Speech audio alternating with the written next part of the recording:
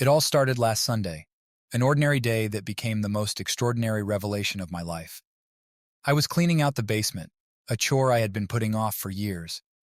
The musty smell of old cardboard and forgotten memories filled the air as I sifted through boxes of old clothes, holiday decorations, and various knickknacks that had accumulated over 3 decades of marriage.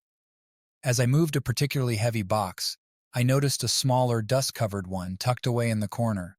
It was an old, weathered shoebox that I didn't recognize. Curiosity got the best of me, and I opened it. Inside, I found a collection of family photographs, some dating back to when my wife Jennifer and I had just gotten married. I sat down on the cold concrete floor and began to leaf through the pictures. There we were on our wedding day, young and hopeful, full of dreams for our future. Jennifer looked radiant in her white dress, and I could see the love in her eyes as she smiled at me. I felt a pang of nostalgia and a deep sense of love for the woman I had spent my life with. As I continued looking through the photos, I came across one that caught my eye. It was a picture of Jennifer holding our eldest son, Tom, as a baby. They both looked so happy, and it brought a smile to my face. But then, I turned the photo over and saw something that made my heart skip a beat. On the back of the photo, written in neat, unfamiliar handwriting, were the words, "With love, David." David? I didn't know any David who was close enough to our family to send such a personal message. A sense of unease started to creep in. Who was this man, and why was he sending loving messages to my wife? The memories flooded back as I sat in the dimly lit basement, surrounded by relics of our past.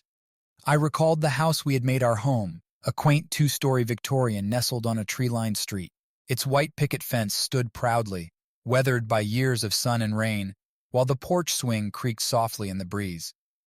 Inside, the foyer welcomed visitors with its polished hardwood floors and an antique chandelier that cast soft patterns on the walls. To the left, the cozy living room beckoned with overstuffed couches and shelves lined with books and family photos. A fireplace, the heart of our home during winter evenings, crackled with warmth and memories. The kitchen, always bustling with the aroma of Jennifer's homemade meals, boasted a vintage stove and a farmhouse sink overlooking the backyard garden. Sunlight streamed through lace curtains, painting the room with a soft golden hue. Upstairs, the bedrooms held secrets of dreams shared and whispers exchanged in the darkness. Tom's room, decorated with sports memorabilia and posters of his favorite athletes, echoed with the laughter of childhood. Lizzie's room, adorned with her vibrant artwork and shelves of books, reflected her creative spirit and quiet determination. Our bedroom, a sanctuary of intimacy and shared dreams, was adorned with photographs capturing moments of joy and sorrow, a testament to our journey together. As I sat amidst the artifacts of our life, the realization dawned on me that our home, like our marriage, held layers of history and hidden truths. The photograph in my hand was a doorway to a chapter I had not known existed, a chapter that would reshape the narrative of our family forever. I tried to shake off the feeling, telling myself it was probably just an old friend. But the nagging doubt remained, and I knew I couldn't let it go. I needed answers. That evening, as we sat down for dinner, I couldn't concentrate on the food. My mind kept drifting back to that photograph and the mysterious David. Finally, I decided to confront Jennifer about it. "Hey, Jen," I said, trying to sound casual. "I found this old photo in the basement today. Do you remember it?" She took the photograph, her fingers trembling slightly as she traced the edges. "Yes," she said softly, her voice barely above a whisper. "That was such a special time." I turned the photograph over, my heart pounding in my chest. "Who's David?" I asked, my voice betraying the anxiety building inside me. Jennifer's smile faltered for a moment, her gaze dropping to the floor. "David, he was a friend from college," she replied hesitantly, her fingers tightening around the photograph. He was really fond of Tom." I studied her face, searching for any hint of deception. "Fond of Tom?" I repeated, my voice tinged with disbelief. "The inscription says, 'With love, David.' That's not something you write to just a friend." She quickly recovered and shrugged. "Oh, that's just an old friend from college. He sent us a lot of baby gifts when Tom was born. Nothing to worry about." But I was worried. The seed of doubt had been planted, and I couldn't shake the feeling that there was more to this story. Little did I know, This small discovery was just the beginning of a journey that would unravel everything I thought I knew about my marriage and my family. As days passed, I found myself revisiting that shoebox more often than I cared to admit. Each photograph held a piece of our history, but also posed more questions than answers. I started noticing subtle changes in Jennifer's behavior, fleeting glances at her phone, late-night outings under the guise of errands, and a growing distance between us that I couldn't ignore. I couldn't sleep. The name David echoed in my mind, a haunting reminder that something wasn't right. Memories of our early days together played like an old film reel in my head.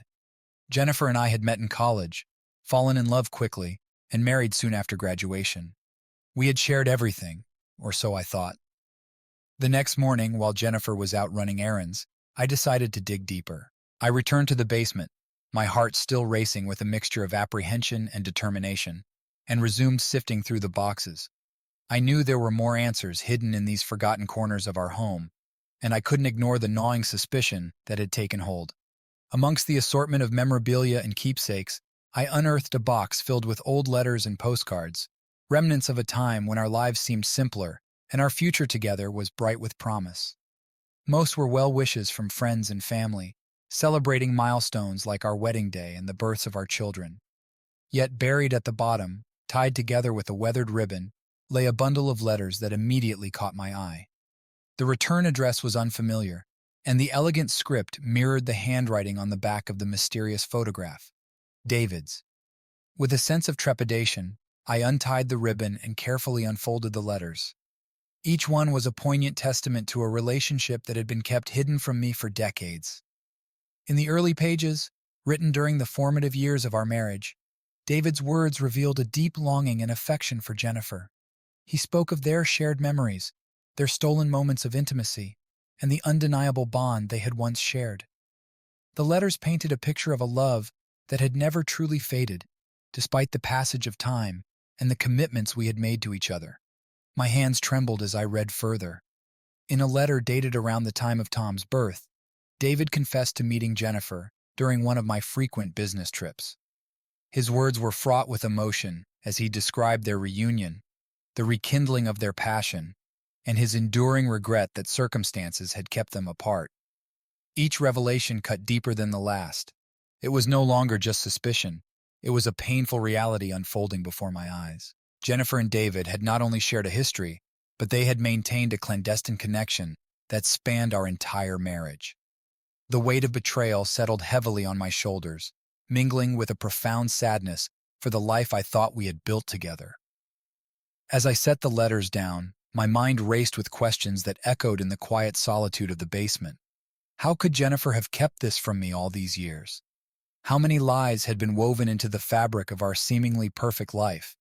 And most painfully, what did this revelation mean for our family? The emotions swirled within me, anger at the deception, betrayal at the breach of trust, and a deep, gnawing ache for the shattered illusion of our family's unity. I felt adrift in a sea of uncertainty, grappling with the enormity of what I had uncovered and unsure of how to navigate the storm that now threatened to consume us all. I spent the rest of the day in a daze, replaying our life together and looking for signs I might have missed. Had there been other men, other secrets? The doubt gnawed at me, and I knew I couldn't let it go. When Jennifer returned home, I confronted her again. This time I didn't bother with casual questions. I showed her the letters, demanding an explanation. Her face went pale as she saw the familiar handwriting. She sat down heavily at the kitchen table, unable to meet my eyes. "I'm so sorry," she whispered. "It was a long time ago. We were young and I made a mistake." "A mistake?" I echoed, my voice rising. "This wasn't just a mistake, Jennifer. This was an affair, a betrayal." Tears welled up in her eyes, but I couldn't find any sympathy in my heart. "It was over before it even began," she said. "I chose you, and I've been faithful ever since. But the damage was done. The trust I had in her was shattered, and now, with our children's paternity in question, I didn't know what to believe anymore. How many more secrets was she hiding? The next few days were a blur. I barely spoke to Jennifer, unable to look at her without feeling a surge of anger and pain. I kept the letters hidden, knowing I would need them if things got worse. And they did. Driven by a desperate need to know the truth, I decided to take the next step. I needed to know if Tom, Lizzie, and Michael were really my children. I contacted a DNA testing service and set up an appointment. If Jennifer had lied about David, who knew what other lies she had told? Waiting for the test results was agonizing. Each day felt like an eternity, filled with silent dinners and tense moments. Jennifer knew something was wrong, but I couldn't bring myself to discuss it with her. I needed proof before I could confront her again. Finally, the results came in. With trembling hands, I opened the envelope and read the words that would change my life forever.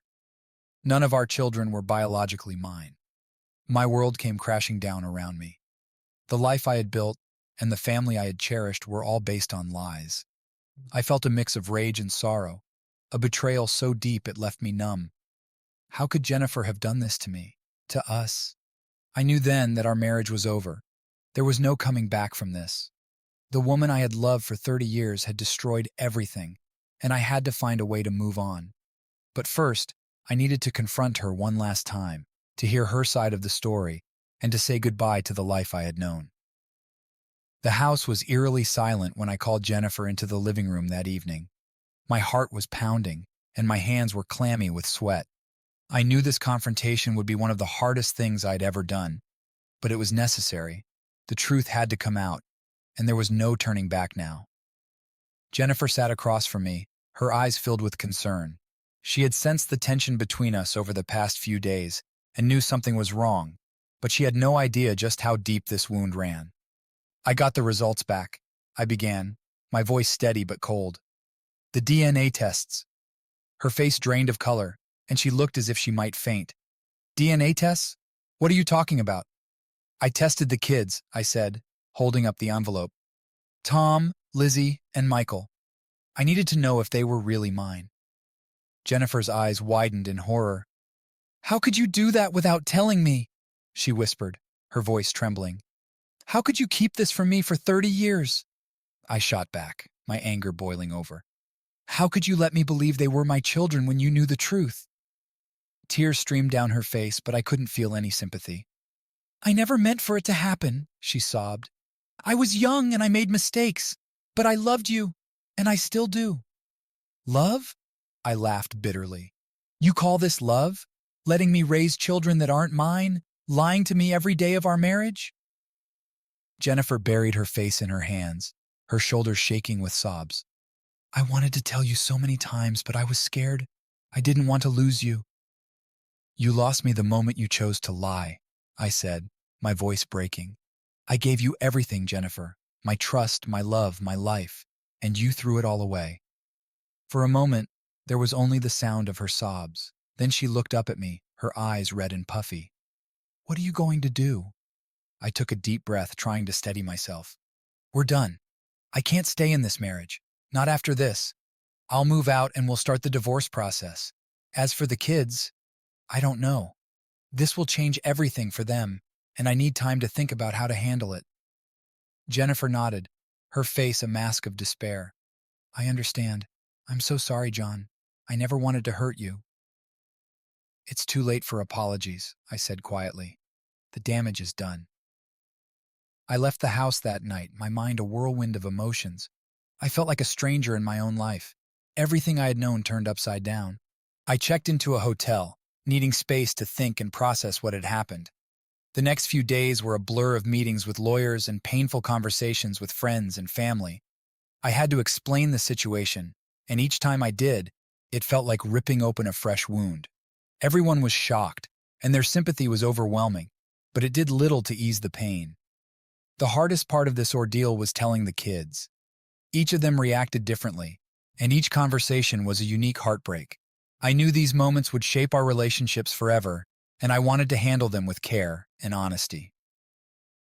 Tom was first. At 27, he was mature and level-headed, but this news would shatter anyone's world. We met at a nearby park, a place where he used to play as a child. The familiar surroundings felt both comforting and ironic. Dad, what's going on? Tom asked, sensing the gravity of the situation. I took a deep breath. Tom, there's something I need to tell you. It's about your mother and our family. He listened intently as I recounted everything. Jennifer's affairs, the DNA tests, and the truth about his biological father. His face went from confusion to shock, and finally to anger. "How could she do this to us?" Tom demanded, his voice shaking with fury. "How could she lie to us for all these years?" "I don't know, Tom," I said, my own voice trembling. "But we have to deal with it together. We're still a family, and we need to support each other." Tom's anger slowly gave way to a look of determination. "We will get through this, Dad, but it's going to take time." Next was Lizzie, my 25-year-old daughter. She had always been the emotional one, and I dreaded the impact this news would have on her. We met at her favorite cafe, the place where we had shared so many father-daughter moments. "Lizzie, sweetheart, I need to talk to you about something serious," I began, reaching for her hand across the table. Her eyes widened with concern. "What's wrong, Dad?" I told her everything, just as I had told Tom. Her reaction was immediate, tears streaming down her face, her body shaking with sobs. I moved to her side, holding her close as she cried. "Dad, what does this mean for us?" she asked through her tears. "Are we still a family?" "Of course we are," I reassured her, stroking her hair. "Nothing can change the bond we have. Blood doesn't define a family. Love does." We sat there for a long time, talking and comforting each other. Lizzie's tears eventually slowed, replaced by a quiet resolve. "We'll get through this together," she said, her voice steady. "We have to." Michael was the last. At 21, he was the youngest and still finding his way in the world. I decided to meet him at the local library, a place where he often studied. "Hey, Dad," Michael greeted me with a smile, but his expression quickly turned to worry when he saw my face. "Is everything okay?" "Michael, there's something I need to tell you," I said, leading him to a quiet corner. I explained everything as gently as I could, watching as confusion and hurt clouded his features. "So, does this mean you're not my real dad?" he asked, his voice small and uncertain. "I may not be your biological father," I said, fighting back tears, "but I've always been your dad. That will never change. I love you just the same, Michael." Michael nodded slowly, his eyes filled with a mixture of emotions. "I love you too, Dad. This is just a lot to take in." "I know," I said, hugging him tightly, "but we'll get through this together. We're still a family, no matter what." As the weeks passed, we all tried to adjust to our new reality. Family dinners were quieter, the atmosphere tense as we navigated this unfamiliar territory. But we were determined to stay connected, to support each other through the pain. I started attending a support group for parents going through similar situations. Sharing my story and hearing others helped me feel less alone.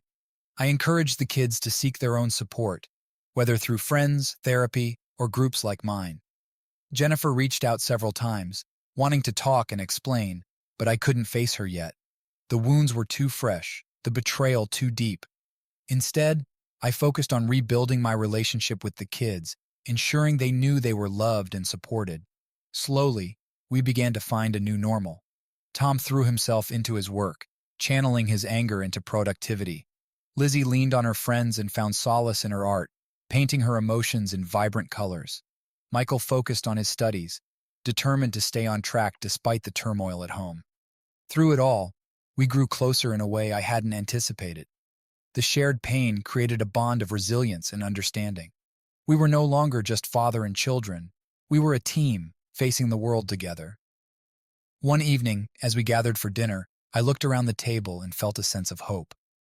The path ahead was still uncertain, but we were navigating it together. For the first time in months, I felt a glimmer of optimism. "Thank you for sticking together through all of this," I said, raising my glass. "To us, and to the future." The kids smiled, raising their glasses in return. "To us," they echoed. And for the first time in a long time, I felt like we were going to be okay. The revelation of Jennifer's betrayal weighed heavily on me, and despite my efforts to move forward, the unanswered questions gnawed at me. Who were the men she had affairs with? How deep did the deceit run? I needed to know the full extent of the truth, even if it meant reopening old wounds. Determined to get answers, I decided to confront Jennifer one last time. I needed closure, and I couldn't move on until I understood the entire truth.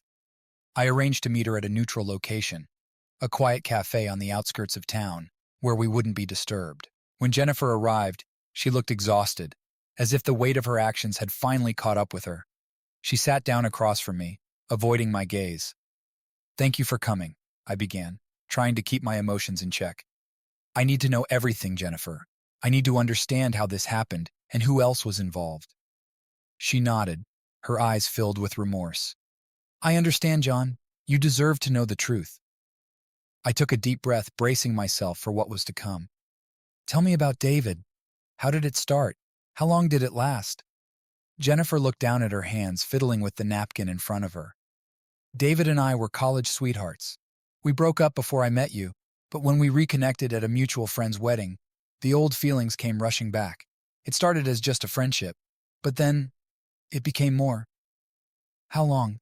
I asked, my voice barely above a whisper. "It lasted a few months," she admitted. "It was over by the time Tom was born. I chose you, John. I wanted our family." "And the other men?" I pressed, feeling a surge of anger. "How many were there?" She hesitated, tears streaming down her face. "There were two others. Both are brief affairs. I was lonely, and I made terrible choices.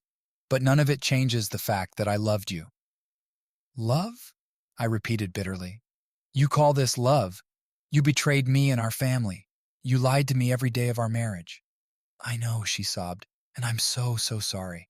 I can't take back what I've done, but I want to make it right. I want to help you and the kids through this." I shook my head, the pain of her betrayal too fresh. "There's no making this right, Jennifer. You've destroyed everything."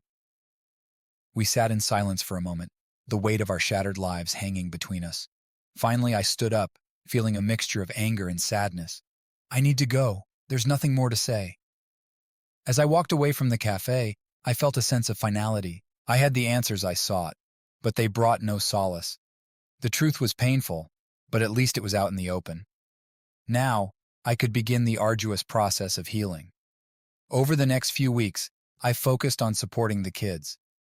They were struggling to come to terms with the truth, and I knew they needed me more than ever. We spent a lot of time talking, trying to navigate this new reality together. I also found solace in talking to close friends and family. Their support was invaluable, and they helped me see that I wasn't alone in this journey. Slowly, I started to rebuild my life, one step at a time. I threw myself into work, finding a sense of purpose and distraction from the turmoil at home. I also took up new hobbies, things I had always wanted to try but never had the time for: painting, hiking, and even learning to play the guitar. Each new activity was a small step towards reclaiming my life. One day, as I was sorting through some old documents, I came across an envelope with a return address from a law firm. Inside was a letter from Jennifer's lawyer, outlining the terms of our divorce. It was a stark reminder of the reality I now faced, but it also felt like a step towards closure. The process of divorce was painful and drawn out. There were countless meetings with lawyers, discussions about dividing assets, and the difficult task of explaining everything to the kids. But through it all, I tried to remain strong and focused on the future. Jennifer and I agreed to co-parent as amicably as possible. Despite everything, I wanted the best for our children, and I knew they needed both of us in their lives. We established a routine and worked together to make the transition as smooth as possible for them. Months turned into a year, and gradually, the pain began to lessen. I found myself smiling more, enjoying the little things in life, and even considering the possibility of dating again. It was a slow process, but each day brought a bit more healing. One evening, as I was sitting in my new apartment, I looked around and realized how far I had come. The walls were adorned with my paintings, a guitar sat in the corner, and the bookshelf was filled with new and old favorites. I had built a new life for myself, and though it was different from what I had imagined, it was mine. I still had moments of sadness and anger, but they were fewer and farther between. I had learned to accept what had happened and to focus on the future. The journey had been long and painful, but I had emerged stronger and more resilient. As I sat there, I knew that this was just the beginning. I had a new path ahead of me, one filled with possibilities and hope. And while the past would always be a part of me, it no longer defined me. I was ready to move forward, to embrace the future, and to find happiness once again. As the weeks turned into months, I continued to grapple with the remnants of my shattered marriage. The routine of daily life provided a semblance of normalcy, But the lingering questions about Jennifer's past haunted me. It wasn't just about her infidelity. It was about understanding the depth of her deceit and the full impact it had on our lives. One afternoon, while I was at home organizing some paperwork, the doorbell rang. I wasn't expecting anyone, and the kids usually called before dropping by. Opening the door, I found myself face to face with David. My heart skipped a beat.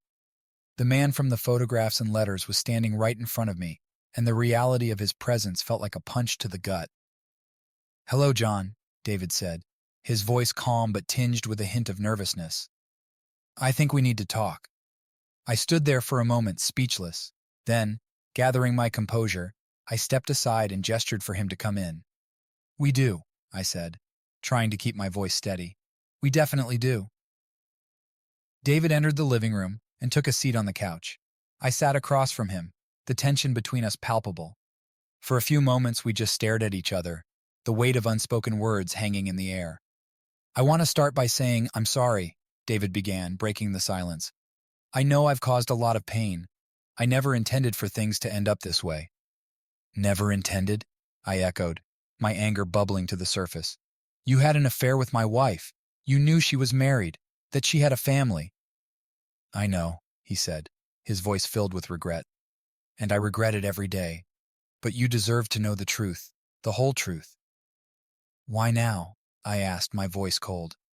"Why come here and dredge up the past?" "Because you deserve answers," he replied, "and because it's the right thing to do." I took a deep breath, trying to steady my emotions. "Fine. Start talking." David leaned forward, his expression earnest. "Jennifer and I were deeply in love back in college. When we reconnected, those feelings came rushing back. It was a mistake, a huge one. But it wasn't just about us. It was about the kids." "Tom, Lizzie, Michael," I said, my voice cracking. "They're not mine, are they?" David shook his head slowly. "Tom is my biological son. As for Lizzie and Michael, I don't know. Jennifer told me about other men, but I didn't ask for details. I didn't want to know." My heart sank. The confirmation of Tom's parentage was a blow, but the uncertainty about Lizzie and Michael was another layer of pain. "Does Tom know?" I asked. "No," David said. "I've never contacted him. I respected Jennifer's decision to keep it secret." "And now?"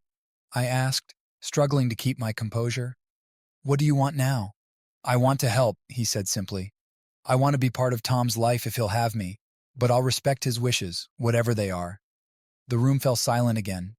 I stared at David, trying to reconcile the image of the man in front of me with the ghost from Jennifer's past. Despite my anger, I could see the sincerity in his eyes. "I don't know what to say," I admitted, feeling a mix of anger, sorrow, and confusion. "This is a lot to take in." "I understand," David said quietly. "Take your time. I'm not here to force anything. I just want to be honest and give you the chance to decide what's best for your family." As we sat there, I realized that despite the betrayal, David was offering something rare, a chance for truth and closure.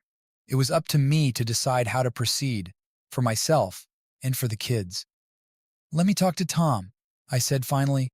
"This is his life too, and he deserves to make his own decisions." David nodded, standing up to leave. "I respect that. Thank you, John." After he left, I sat alone in the living room, the weight of his words settling in. I knew I needed to talk to Tom, explain everything, and give him the chance to meet his biological father if he chose to.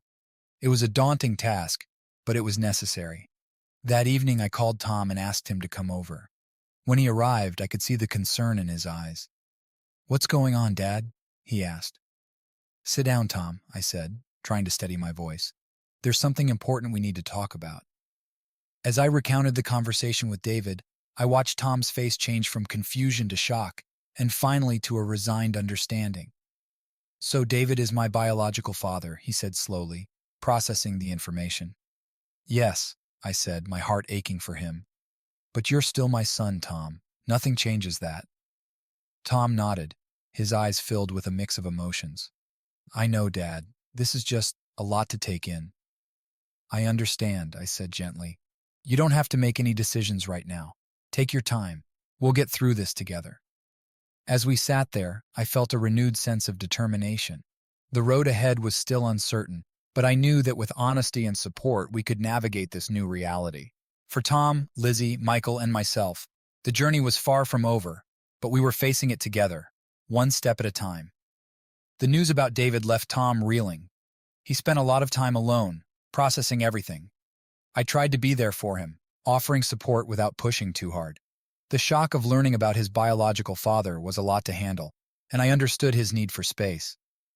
One evening, as we sat in the living room, Tom finally broke his silence. "Dad, I've been thinking. I want to meet David. I need to know more about him and where I come from." I nodded, my heart heavy but understanding his need for answers. "I get it, Tom. This is a big step, and I'll support you in whatever you decide." We arranged for Tom to meet David at a local cafe. On the day of the meeting, Tom was visibly anxious. I offered to go with him for support, but he insisted on going alone. "I need to do this by myself," he said. As Tom left for the meeting, I couldn't help but feel a mix of emotions: pride, worry, and a deep sense of loss. I knew this was a pivotal moment for him, and I hoped it would bring him some clarity and peace. Meanwhile, Lizzie and Michael were also struggling with the revelations. Lizzie had taken the news especially hard. Her art had become an outlet for her emotions, and I often found her in her room, painting furiously. One afternoon, I decided to check on her. "Lizzie," I said, knocking gently on her door. "Can I come in?" "Sure, Dad," she replied, her voice muffled. I entered her room, finding her surrounded by canvases. The walls were covered in vibrant, chaotic paintings that mirrored the turmoil in her heart. "These are amazing," I said, genuinely impressed by her work. "Thanks," she said, not meeting my eyes. "It helps me process everything." "I'm glad you have this outlet," I said, sitting down beside her. "How are you holding up?" Lizzie sighed, putting down her brush. "It's hard, Dad. I feel like everything I knew about our family is a lie. I don't know who I am anymore." "You're still the same person," I said gently. "No matter what, you're my daughter and I love you. We'll get through this together." She nodded, tears welling up in her eyes. "I know. It's just so much to take in."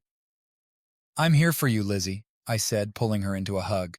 "We'll figure this out, one step at a time." Michael, on the other hand, was quieter about his feelings. He had always been the introspective one, and this situation was no different. I found him in the backyard one evening, staring up at the stars. "Hey, Michael," I said, joining him. "How are you doing?" He shrugged, not taking his eyes off the sky. "I don't know, Dad. It's weird, not knowing who my real father is." "I understand," I said softly. "But remember, you're still my son. Nothing can change that." Michael turned to look at me, his expression serious. "What if I want to find out who my biological father is?" I took a deep breath, preparing myself for the possibility. "Then we'll find out together. Whatever you decide, I'm here for you." As the days turned into weeks, we all began to adjust to our new reality. Tom's meeting with David had gone well, and they had started building a relationship. It was strange to see my son connecting with another man, but I knew it was important for him. Lizzie continued to use her art as a way to process her emotions, and I could see her slowly coming to terms with everything. Michael, too, was finding his own way, and I promised to support him in whatever path he chose. Jennifer, meanwhile, had been reaching out, trying to repair the damage she had caused. I was still too hurt to fully engage with her, but I knew that for the kids' sake, I needed to find a way to co-parent amicably. One evening, as we sat down for dinner, I felt a sense of hope. The path ahead was still uncertain, but we were facing it together, stronger than before. We had been through a lot, but we were a family, and nothing could change that. "To us," I said, raising my glass, "for sticking together through everything." "To us," the kids echoed, their smiles reflecting a newfound resilience. As we clinked glasses, I knew that despite the challenges, we were going to be okay. We had each other, and that was enough. The journey of healing and rebuilding was far from over, but we were on the right path, and that was all that mattered. The following months were filled with cautious optimism. The children were finding their paths forward, and we were gradually settling into our new reality. I realized that healing was not just a destination, but a journey we were all on together. Tom and David's relationship had grown. They started meeting regularly, forming a bond that, although unconventional, was important for Tom. It was difficult for me to watch at times, but I knew that Tom needed this connection to understand his identity. One afternoon, Tom came over to talk. "Dad, I know this has been hard for you," he began, sitting down at the kitchen table. "But I want you to know that no matter what, you're my father. David may be my biological dad, but you're the one who raised me, who was always there for me." His words touched me deeply. "Thank you, Tom. That means a lot.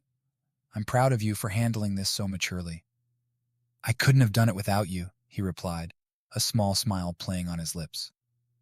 Lizzie continued to pour her emotions into her art. Her paintings had taken on a new depth, reflecting her journey through pain and healing. One day, she invited me to her studio to see a new piece she had been working on. As I walked into the studio, I was struck by the vibrant, chaotic beauty of her work. "This is incredible, Lizzie," I said, genuinely moved. "Thanks, Dad," she said, wiping her hands on a rag. "Painting has really helped me process everything. I've even been thinking about holding a small gallery show." "That's a fantastic idea," I said, proud of her strength and resilience. "I'll be your biggest supporter." Michael, too, was finding his own way. He had decided to look into finding his biological father, and we started the process together. It wasn't easy, and there were moments of frustration and disappointment, but we faced them together. One evening, after a particularly challenging day of searching, Michael and I sat in the backyard, looking at the stars. "Do you ever think about the future, Dad?" he asked. "All the time," I replied. "I think about what's ahead for all of us, but I also try to focus on the present, on what we have right now." Michael nodded thoughtfully. "I'm glad we're doing this together. It makes it a little less scary." "You're not alone in this, Michael," I said, putting my arm around him. "We're a team." Jennifer and I were slowly finding a way to co-parent amicably. Our interactions were still strained, but we managed to focus on what was best for the kids. It wasn't easy, but it was necessary. One day she called me, her voice tentative. "John, I know I've caused so much pain, but I want to thank you for being so supportive of the kids. They need you now more than ever." "I'm just doing what's right for them," I replied, keeping my tone neutral. "We all have to move forward." As time passed, our family found a new rhythm. We celebrated milestones together, supported each other through tough times, and found joy in the small moments. The pain of the past didn't disappear, but it became a part of our story, a reminder of our strength and resilience. One evening, as we gathered for dinner, I looked around the table at my children, Tom, Lizzie, and Michael. Each of them had grown so much through this journey, and I felt a deep sense of pride and gratitude. "To us," I said, raising my glass, "for our strength, our love, and our future." "To us," they echoed, their smiles warm and genuine. As we clinked glasses, I felt a profound sense of peace. We had been through so much, but we had emerged stronger, more connected, and ready to face whatever the future held. Our journey was far from over, but together, we were unstoppable. The path ahead was still uncertain, but we had each other, and that was enough. We were a family, bound not just by blood, but by love, resilience, and an unbreakable bond. And that was something that no betrayal could ever take away.